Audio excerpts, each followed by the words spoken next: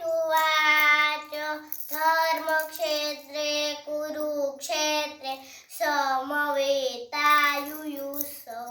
मामकाः पाण्डवा चैव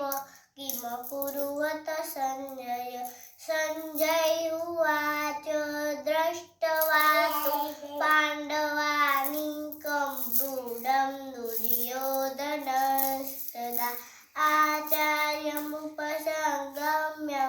राजा वचनमब्रवीत् पश्यतां पाण्डुपुत्राणां